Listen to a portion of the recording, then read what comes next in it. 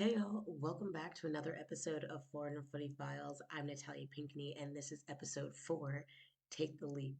So this week we are finally getting into the first official folder and file of Foreigner Footy Files, and we're going to speak about Australia, which was my first stop on my international journey.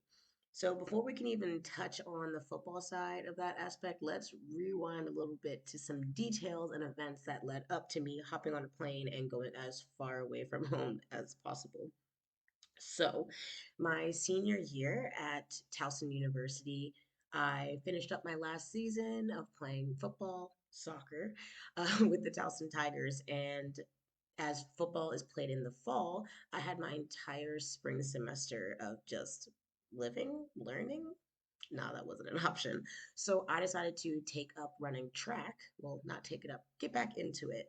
And I delved back into a sport that I took a very long break from. It was really interesting going back into a sport that I had known so well throughout middle school and high school, and then returning to it as a different person, woman, body, athletic build, all the things. So as I ran in middle school and high school, I was pretty good at it. And I was fast, one of my known attributes in the sports that I do.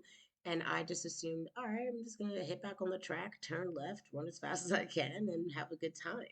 But not realizing that when you train your body to be accustomed to a specific sport for so long, going back to a different sport that, yes, of course, is built around athleticism, my muscles were built different. They weren't exasperating the same fast twitch muscles. I wasn't explosive as I used to be coming out the blocks, learning how to use blocks again. All of those aspects were a lot harder than I had thought they were going to be. So getting back into that sport was a mental trip just as much as a physical one. And I just have to give so much credit to my coach and my teammates on the track team who really pushed me to believe in myself, throw caution to the wind, and just say, hey, it's a sport that I used to do. I know what I'm doing.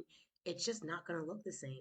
And it's okay to not be the best at something and still know that I'm doing a good job. So that really trained my mind and body and soul to just be a part of something, be a part of a team, and not having to worry about being the best all the time. So, ending my senior year, I was running track again and getting myself back into a different type of shape. Then, as you all know, graduation comes around and you have all of the life crises of hitting graduation. Okay, school's done, real world's coming around super quick. I gotta get a job. That was where my mind went. It was like, all right, football was great. Track was good to come back to. Nice little trip down memory lane. I even had the pleasure of running college track with a girl that I ran against in high school. We became track team members. And so it was just a really nice way to end out my college career of athletics. And I strapped in and said, all right, time for a big girl job. Go ahead and get myself, assigned into reality and move forward, move on. I knew that I wasn't going to completely give up football. I knew that it was definitely going to be something that I did for fun, maybe a women's league or playing with men and women in an indoor facility like I did anytime that I was home with some friends from high school. And it was a good time. We played, we were good. And it was just a nice way to feel connected to the sport without having the pressures of it being so serious. But I specifically remember playing in one of our games in indoor after graduating and just thinking, mm, I really still have a passion for this. And more than just, oh, I want to play, it was, I want, I need, I'm going to play at a higher level. And I remember talking to my friends on the team and saying, like, y'all, I really think I'm going to do it. I really think I'm going to go for it and I'm going to try and play pro.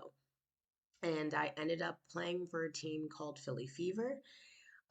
It's a semi-pro level team based out of Philadelphia. I also played semi-pro for a team called Lancaster Inferno. And so, any of y'all know about Bucks County to Lancaster? It's a bop.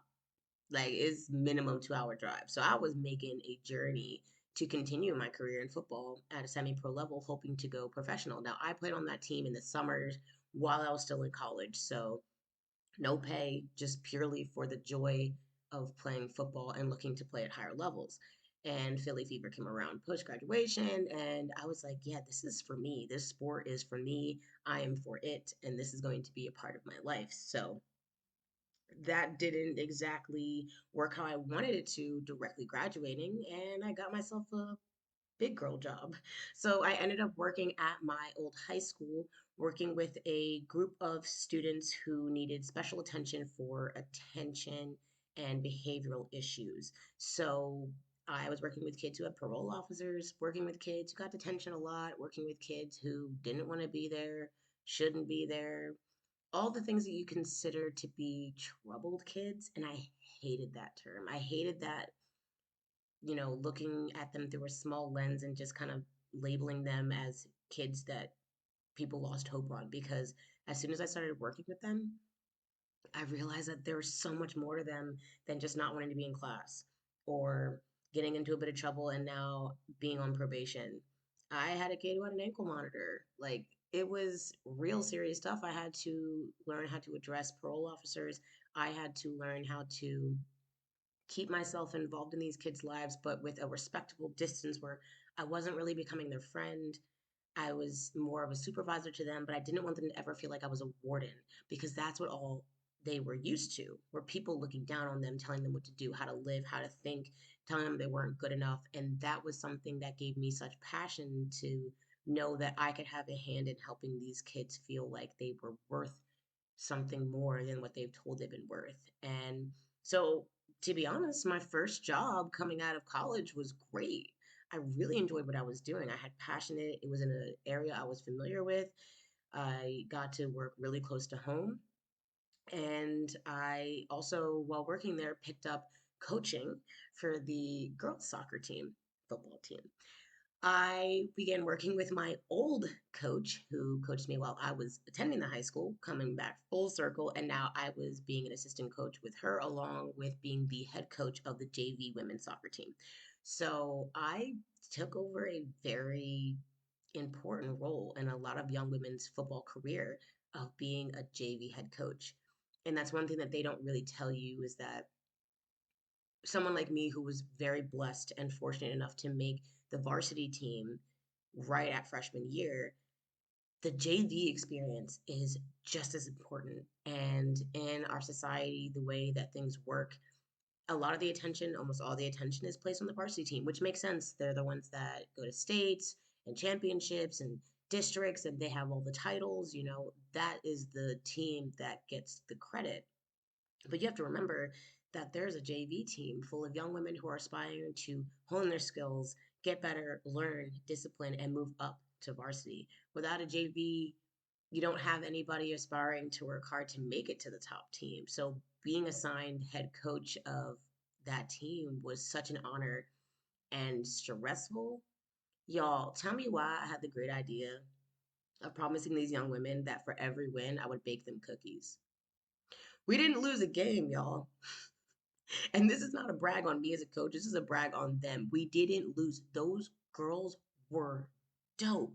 And a lot of them went on to play in college. Like, I felt like I was finally doing something influential for young women in the world of football while also helping young kids inside the school to fulfill their potential as people in this world and know that they're more than just a label that society gave them. A lot of times it's the school gave them, teachers gave them, their parents gave them, other kids. I was doing something meaningful that was bigger than me.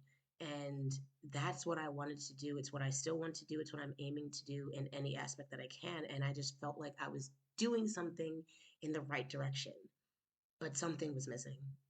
And I didn't know what it was. I felt, I don't want to say incomplete, but I felt this nagging sensation in the back of my mind and on my heart saying, this isn't where we should be. And not in the fact that my job wasn't enough or that coaching those girls wasn't enough. There was just something I needed to do, and that was play pro football. And I will never forget the banquet of the women's football team at the end of the season where we gave out awards and the coaches gave speeches. And I gave the speech of talking about how it was my first time being a coach at a level like that with so much responsibility by myself. I had no assistant coach, it was just me and those girls. And a clipboard, and faith. And we believed in each other. They believed in me just as much as I believed in them. Me being fairly similar in age to them, I mean, I was 21, 22, but for the girls who were a bit older on JV, some of them were like 16, 17. I wasn't that much older than them. And so it was trying to find that balance between I am your coach. There's a level of respect here, but also there's no reason why I feel like I can't be kind of an older sister to them in a way where I can have the line drawn of professionalism, but also giving them a safe space to feel like, yes, I'm your coach. There's respect, there is authority, but also I've been in your shoes. I've played football since I was 5. I know what it's like to deal with high school pressures along with sports pressures. And if you do other things like arts, like I played violin and I was in chorus as well and when I was in school. So I know what it felt like to be in the school system, but also aspiring to do well in your sport. And so I was really hoping to be a bridge for those young women to know that they have someone to come to and there's nothing to feel like they need to be ashamed of, to hold secret to. Obviously, if something was mentioned that was a bit out of pocket, parents were involved. Nothing like that ever happened, thank God. But it was a space for these women to excel in a sport that they love so much, that I love so much, and have futures, to have faith, to have all the things that they want to come from it. And being able to have a hand in helping to shape some careers of these young women is something that I will hold in my heart forever. It makes me emotional. I'm not going to cry, I promise. Maybe a little bit later in the episode, but it was it was just a great opportunity and I will forever be grateful and blessed to have had any type of interaction with these young women and being able to see the light in their eyes of what football does for you when it is a passion. And those young women really, really hit home for me. Like, that is what I want to do. I want to keep playing. Football is my passion.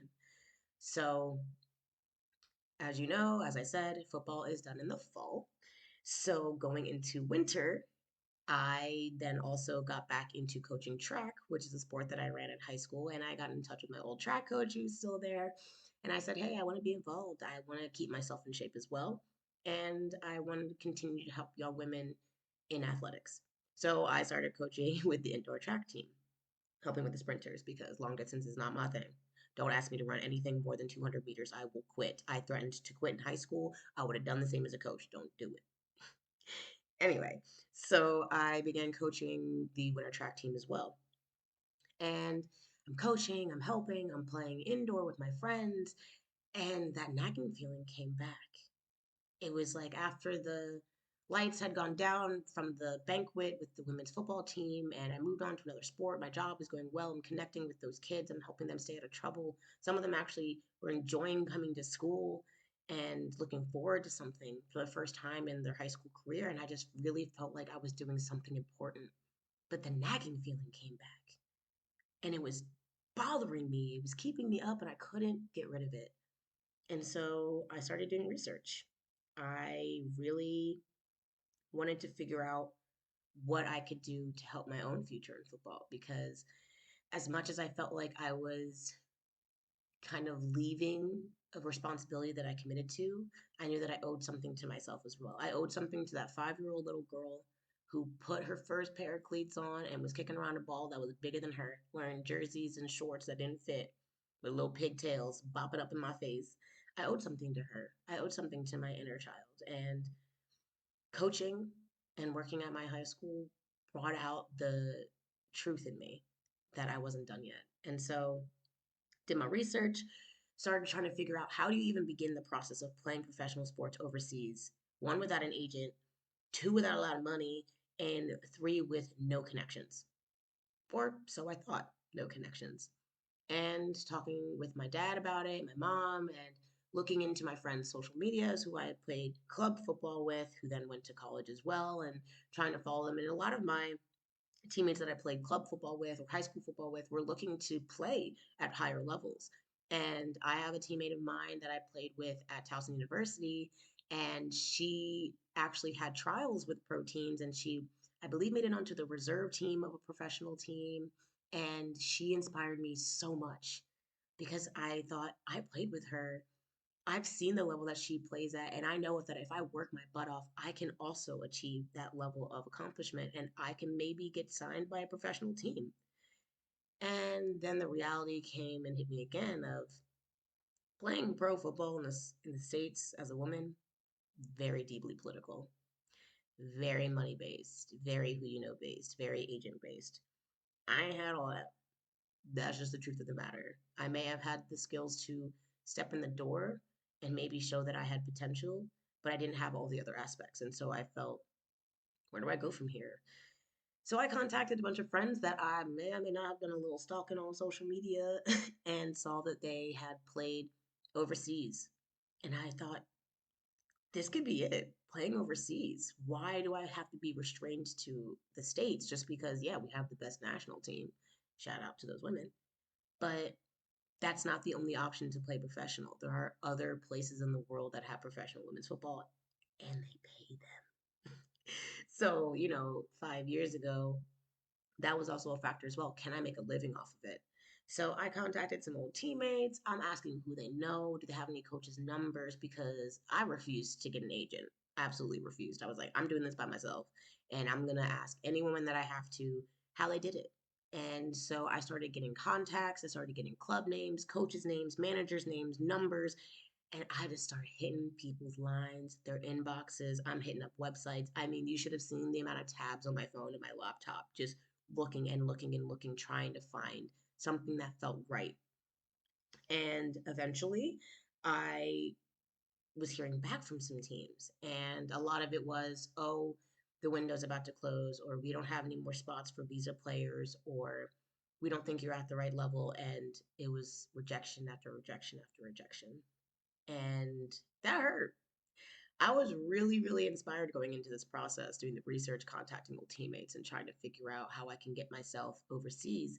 And then the rejections came in. And I was down bad for a little bit. I thought, okay, I tried, but maybe this just isn't in the cards for me. And I need to be happy where I am and work towards this dream over time. And I really believed for a hot second that it just wasn't my time to go overseas. It wasn't my moment to play pro football. And I'm glad that I did not believe that crap because it wasn't true. And so I actually got in contact with, I believe it was 3 teams specifically that I got into solid contact with.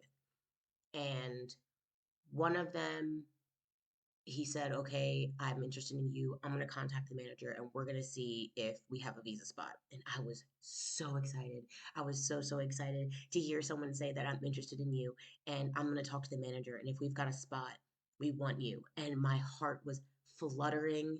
I was freaking out. I was telling my parents, I'm like, this is it. This is the team. This is the moment. It's going to work. And he came back and said that they didn't have any more visa spots. And my heart crushed again. And instead of accepting it this time, I said, bet on to the next one.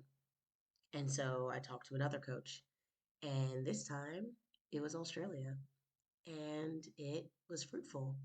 And I talked to a man named Gary French.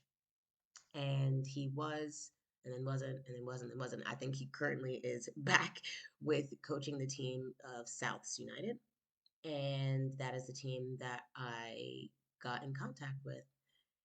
And he spoke to me and said, okay, look, we've got a girl who is also a foreigner, but she's injured. She's coming back from injury, but we don't know what's going to happen because it was a knee. You never know with knees, they are very volatile. She could heal and be ready for the season, or she could not. And then we're short a position for a striker. So here's what we're going to do. I'm going to invite you out for a 2-week trial. And if you prove to us that you're worth the spot, you're signed. You're on the team. And my heart hit the floor. My anxiety went up, my blood pressure went up, but also the butterflies in my stomach were immense. And I just felt like this is it. I knew this was the opportunity for me. I knew that I was going to be on this team and I was going to play football in Australia. Like, as a woman from Philly, th- I'm playing football in Australia. First of all, going to Australia, let's start there. It's on a lot of people's bucket list to vacation there, but live there. play football there, get paid to play football there, my dream. This is wild. I thought someone pinched me. This is gonna have to end at some time. This is not real. And then the next day I woke up, I looked at my phone, I looked at my email, and I was like, oh, no, no, no. This is real. This is happening. It's actually a possibility. So more talks are going, and then I got some legal representation involved, and he recommended getting it in writing. Get a contract, even if it's only for 2 weeks, even if it's a contract that's specifically for trial purposes and not for the team. Get it in ink on paper. Everyone involved can sign, and it holds everyone accountable to the commitments that they're making to each other. He said, do not buy a plane ticket and leave this country and your job and your responsibilities on some man's word that you've never met before. That, okay, you got the contact through a friend, but you don't know this man. So get in writing. And that was probably one of the best forms of advice that I ever got, was get it on paper. So I requested it on paper. I got it back in email, a contract written up for a 2 week trial that could extend into a full season contract. And things got real, y'all. I started getting pictures sent from Gary showing me where I would be living, what the Gold Coast looked like, because that's where I ended up going to, Gold Coast, Australia. And I thought, this is a paradise. This is insane. I'm going to be beach life living, playing football, getting paid. This is insane. This is absolutely insane. No way this is real. But it was. And I had to keep reminding myself that it was. And I deserved it. And this man saw something in me. And it was time to put on the big girl pants, my big girl cleats, and go do the thing. So, as things got real, wheels had to start moving. And then I realized I had to quit my job. My first real big girl job, I had to put in a 2 week resignation. I had to tell my boss, I'm following my dreams and I gotta go.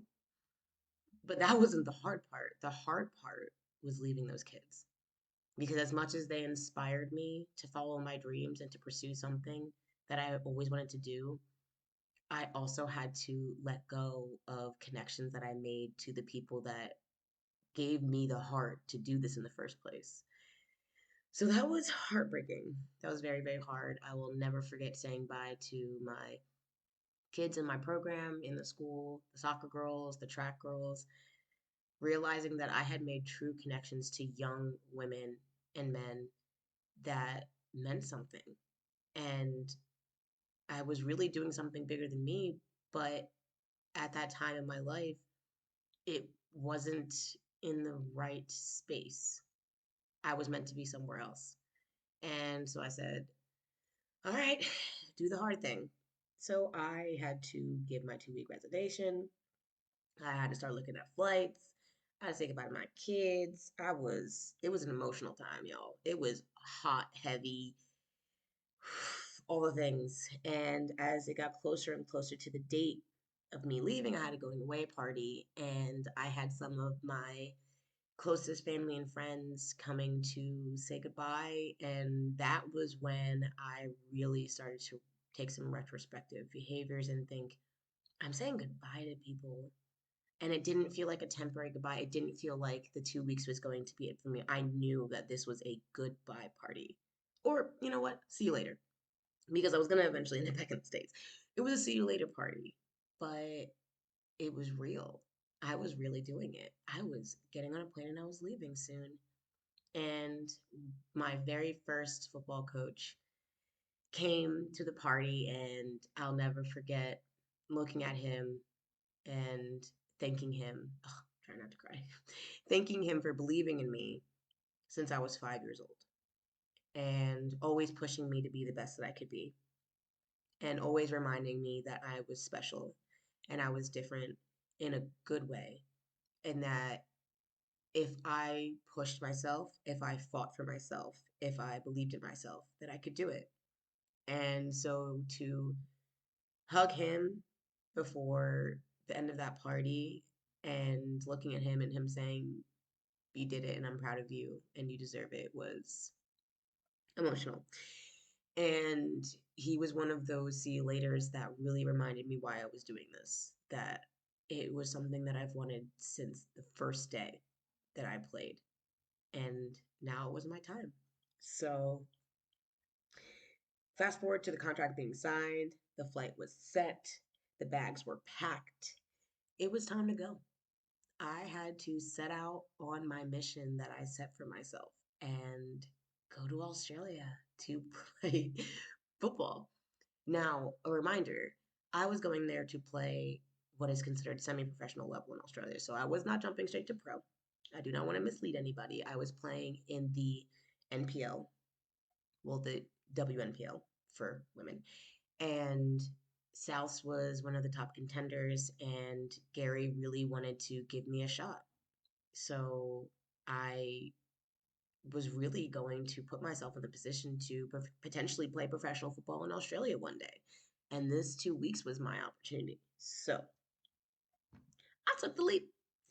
I went to the airport and I will never forget saying goodbye to my loved ones, my parents, my brother, my partner. And after I did the hugs and the cries and the kisses and the I'm gonna miss you, I was sitting there by myself waiting to board my flight. And I remember thinking, I'm not going to be back here for a while. This is the start of something huge. And I cannot wait to see where I go from here. And I'm ready. So that is file one in folder one, Australia. And strap in for more of that story in 2 weeks. So, time for our interactive segments. I wish I knew that. So, I wish I knew that getting a normal job after college isn't for everyone. I wish that I knew it wasn't obligatory. I wasn't failing. Being, I wasn't coming up short for not immediately staying in the normal job that I got. Was I proud of myself? Absolutely. Did I do something meaningful? Absolutely. But there was nothing to feel guilty about for stepping away from that. I wish I knew that normal job doesn't even really mean anything. What is normal? Everyone has different callings and professions and things that they want to do that also have to earn them income because we need money to survive. But I wish I knew that normal job is not even a thing. Who cares? What does it matter? If it's something that serves you and serves other people and you can survive and you can thrive and you can build and grow, then that's a job. And there is no need to feel like once you graduate, you are inclined to get an office job or to work directly with your graduate degree, your undergraduate degree. There's no obligation to be tied into a specific way of life just because that's what we're taught for our entire childhood. It doesn't matter. If it's what makes you happy, if it helps to provide a service to other people, if it's something that gives you a feeling of completion, then that's your job. And the word normal, let's be real, anybody who's met me in real life, and I guess if you've even heard or watched any of the episodes of this podcast, you know that normal does not apply to me. So I guess in reality, the normal job was never for me anyway. So I just wish I knew that before graduating, that the normal job obligation isn't mandatory. It's not real. It's all just a form of societal pressure to make you feel like you need to do X, Y, and Z to achieve success. And it's just not true. Stay true to yourself. It's not for everyone. You can work in video games, you can work in sports, you can work in art, you can work in computers, you can work in ministry, you can work in anything that you want to work in. Normal is not an obligation. And for the next segment, trust me on this one, So trust me on this one. I said it earlier pertaining to my legal representation, giving me a bit of advice, but I'm gonna let y'all know. Trust me on this one. Get it in writing. Get it in writing. Always, always, always. If I would have gone out there with no contract and no obligation that held that man and myself accountable for the words that were put in email and on the phone onto some paper to say, you told me 2 weeks and I told you I would perform. And that is what we owe each other. So we're going to see what these 2 weeks bring out. That's it. So get it in writing because I don't want to say you can't trust people, but you can't trust people, especially when it comes to business. At the end of the day, what I do, yes, it's a sport, but it's still a job, it's still a business. Someone is running it, someone owns it, someone is sponsoring it, profiting off of it. It is business. Get it in writing, put it in ink, hold people accountable, put their name on the dotted line or solid line, whatever. Make sure that you are holding people to the standards that they have put into words because you can get caught up in the hearsay. Well, I may have said that, but can you prove it? I mean, I said that, but things changed. Ain't nothing gonna change if I got it in writing. My lawyer has seen it, your lawyer has seen it, and we good. Now let's hold each other accountable. Trust me on it. I promise you. So that is it for this file in the Australia folder. Wow. File one, folder one. Can't believe we're finally here. But the next file will be coming out in 2 weeks where we dive into what happened after I got on that plane and headed across the world to Australia. So thank you for joining me for another episode. I really appreciate you guys joining me on this journey of starting it and now finally hearing the first steps into my international journey of being a Black woman foreigner football player overseas. And y'all know what to do. Comment, rate, review. I'm going to warn y'all. I'm saying it every episode. Comment, rate, and review. Let me know your thoughts. Let me know how I'm doing. Let me know what you think. Okay? It's important. um, you can reach out to me with any of the questions you may have. If you have any suggestions of things that you want to hear me talk about, if there's any specific things you want me to touch on in terms of, I wish I knew that, or trust me on this one, let me know. Hit my inbox, hit my DMs. I am open to anything. And I would love to be able to answer any questions that y'all have. If it is in line with something that may come later, as in another folder or another file, I'm a hold off. But I will happily answer any questions that you guys have if they appropriate.